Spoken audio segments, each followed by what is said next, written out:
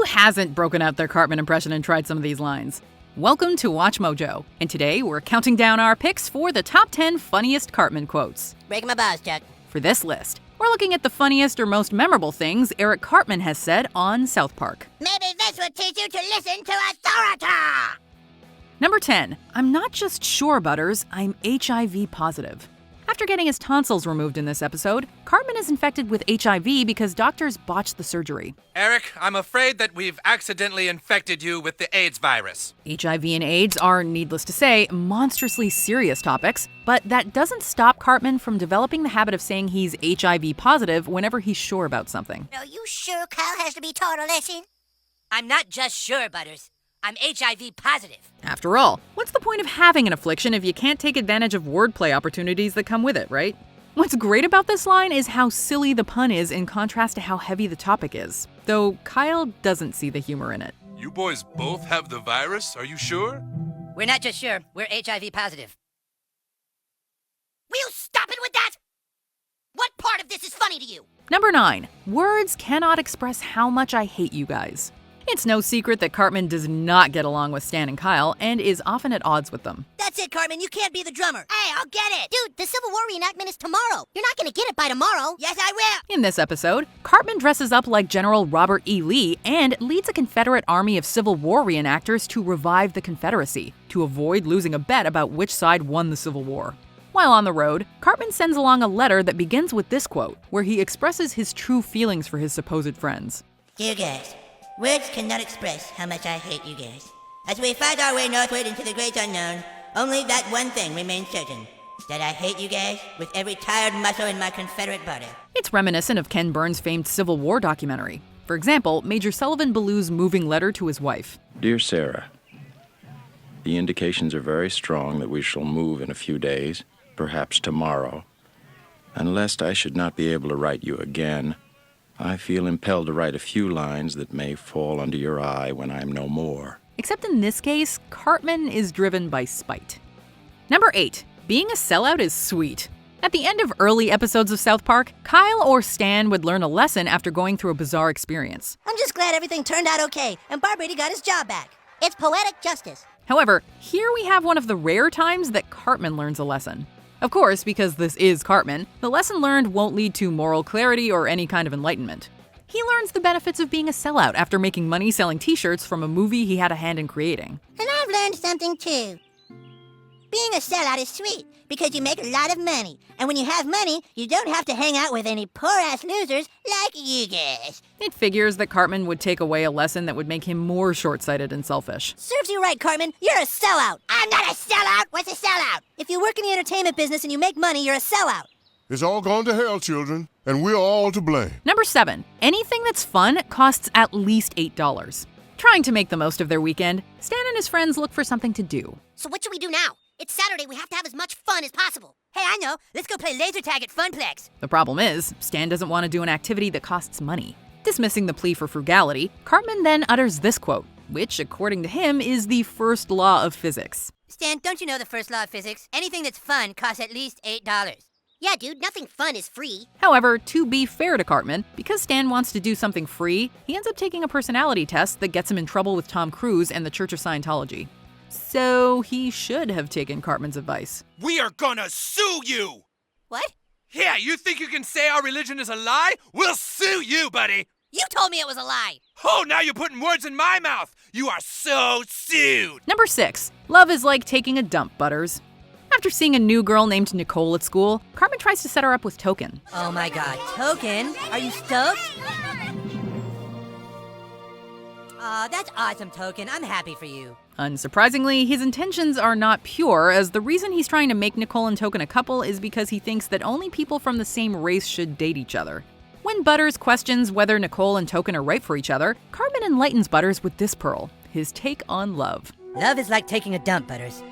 Sometimes it works itself out, but sometimes you gotta give it a nice, hard, slimy push. It may be the least romantic statement ever made on the subject of love, and is clearly more reflective of Cartman's manipulative nature. It's not fair. They were so happy. Number 5. Hippies. They're everywhere. They want to save the earth, but all they do is smoke pot and smell bad. If there's one thing or group that Cartman hates, it's hippies. No, hippies all around me. Help, mommy, hippies. As Stan tries to take Cartman's kidney while he sleeps, Cartman has a bad dream where he's surrounded by hippies. With this quote, Cartman sums up pretty much everything he believes and hates about hippies. Hippies, they're everywhere. They want to save the earth, but all they do is smoke pot and smell bad. Help. We don't actually get to see the dream, as Cartman's only seen tossing and turning, but we do see that he's in agony. Hippies aren't usually a common subject for nightmares, but given Cartman's outlook on life and society, it must be his vision of hell. I am so pissed off! Number 4. I'm not fat, I'm festively plump. In denial about his weight problem, Cartman always comes up with excuses whenever he's called fat by his peers, such as referring to himself as big-boned. And I'm not fat, I'm big boned. One example of this takes place in the first South Park Christmas special, when Cartman refers to himself as festively plump after Stan cruelly calls him fat boy. Kyle's mom is here to ruin Christmas. Shut up, fat boy! I'm not fat, I'm festively plump. Festively plump sounds like a good euphemism for anyone who's overweight to use, though festive doesn't exactly come across as an accurate word to describe Cartman. Usually when he is happy, it's more like sadistic glee. How about we sing Kyle's mom is a stupid bitch in D minor? Number 3. I made you eat your parents. Speaking of Cartman's sadistic glee, here's a classic example of just that. After a night with the hacksaw, I was all ready to put on my chili con carnival so that I could tell you personally about your parents' demise. After tricking Scott Tenorman into eating the remains of his parents and revealing how it was part of an elaborate payback for the humiliation he put Cartman through, Cartman lets out with this childish taunt. Nya, nya, nya, nya, nya, nya. I made you eat your parents. Nya, nya, nya, nya, nya, nya. The burn feels, shall we say, just a wee bit on the insensitive side after having carried out such a sadistic and twisted plan. This was kind of a turning point in how evil Cartman can get and how cavalier he could be about his horrible actions. Yes! Yes! Oh, let me taste your tears, Scott. Your tears are so yummy and sweet. Number 2. Screw you guys, I'm going home. A common catchphrase in early seasons, this is what Cartman says whenever he feels insulted by Stan and Kyle. My mom says if I take swimming lessons, I could be in the Olympics someday. Yeah, the fat-ass Olympics. I'm trying to make the best of a bad situation. I don't need to hear crap from a bunch of hippie freaks living in denial. Screw you guys. I'm going home. Or if he feels annoyed by a set of circumstances and wants to bail, such as being trapped in a rainforest or getting hung up on a cross. Look, you can stay over here, but I'm going over here. Young man, I have had it! No.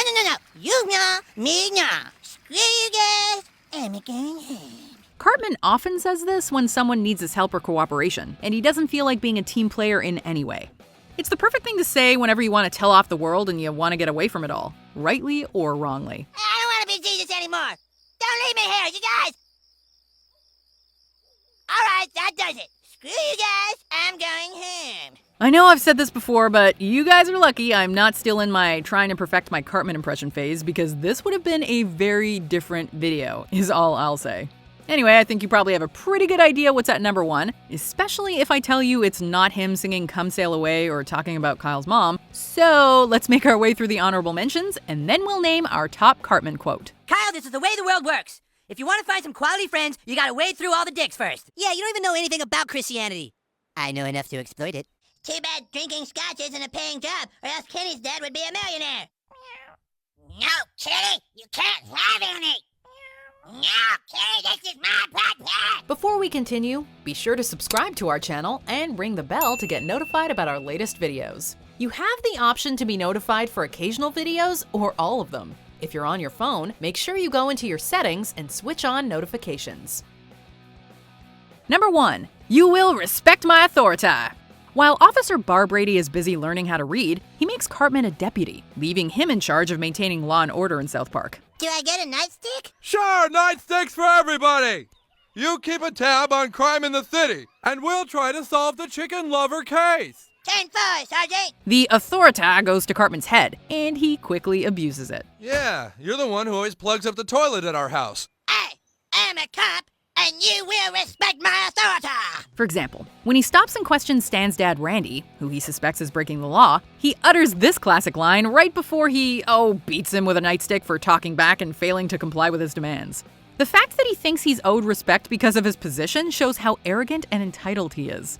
Respect my authoritah pretty much sums up what Cartman is all about. We can only assume this line will come back if and when Parker and Stone decide to comment on the anti-police brutality protests of 2020. So now you are officially in charge of South Park's fish and wildlife. You have authority over all of them. I have authoritah? That's right, and people must respect it. Well, that should be fun, just fun. Do you agree with our picks? Check out this other recent clip from WatchMojo, and be sure to subscribe and ring the bell to be notified about our latest videos.